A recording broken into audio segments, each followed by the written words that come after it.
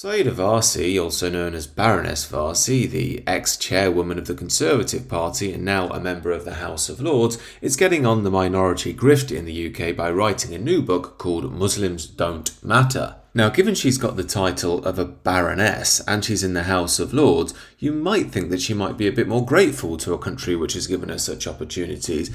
But no, she's playing the same old line that we often hear from such minority groups. You can tell this is a grift by the way the book is titled. She's using the same technique as organisations like Black Lives Matter. By stating things like Black Lives Matter and Muslims don't matter, they're tacitly implying that there's some evil opposition they have out there that's been stating the counter to their statements. But of course, I personally never heard anybody saying Black lives don't matter at all. I heard many people making criticisms of some black people's behaviour with regards to violence and crime, but never that their lives don't matter. It's exactly the same with the Muslims. I've heard many people make legitimate criticisms about terrorism, grooming gangs, issues to do with Islamic integration into the Western world, but nobody say that their lives don't matter.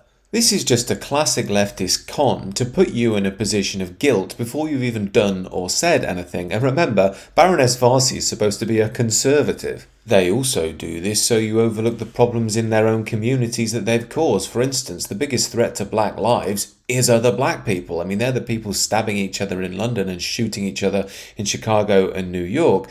Also, when we look at Muslims, if we really look at it honestly, they've attacked the indigenous population of Britain way more than the other way around. Look at all the terror attacks and grooming gangs. But of course, that doesn't suit the politically correct ideology of the age. White people are responsible for this because of their innate privilege and awful oppressive behaviour. The black folks and Muslims just have no choice but to act that way. But this scam isn't limited to black folks and Muslims either. David Baddiel had a go a couple of years ago with his book, which I guess Warsi's is based upon, called Jews Don't Count. He also did a rather stupid documentary on the back of it where he went to go and speak to a load of millionaire Jewish celebrities living in America complaining about how terrible their life is.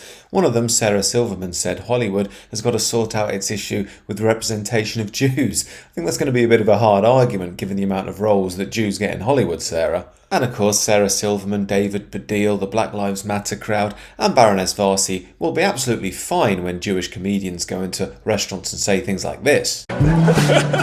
It's always a good sign when there's no white people. There's no white people. Yeah, always. 100%. You just feel better. Yeah, it's a major step in the right direction.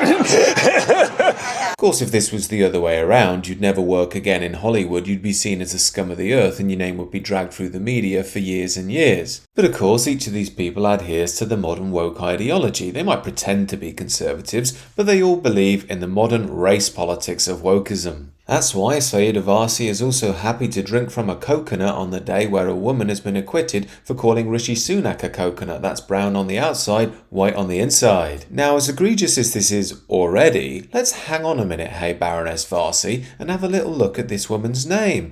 Oh, it's a Maria Hussein. That sounds like a Muslim name. If Muslims don't count, why is she getting acquitted from court for being racist? Well, I think we know why. It seems that our establishment cares more about the feelings of minority groups than white British people. After all, after the recent riots due to the Southport stabbings, all Keir Starmer could say was he was going to protect mosques and the Muslim community. Now, as I said at the time, if communities are under some sort of violent attack, fair enough, they need to be protected. But what about the children that were stabbed? What about the concerns of the people up and down the country about mass migration and children being murdered?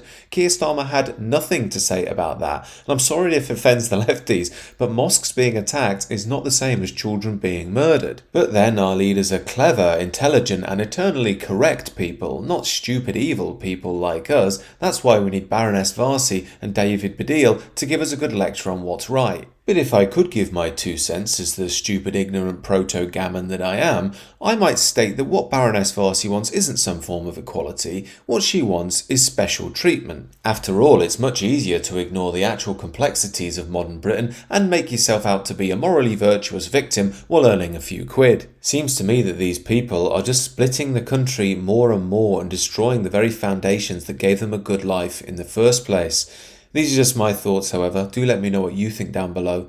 Do consider subscribing to the channel.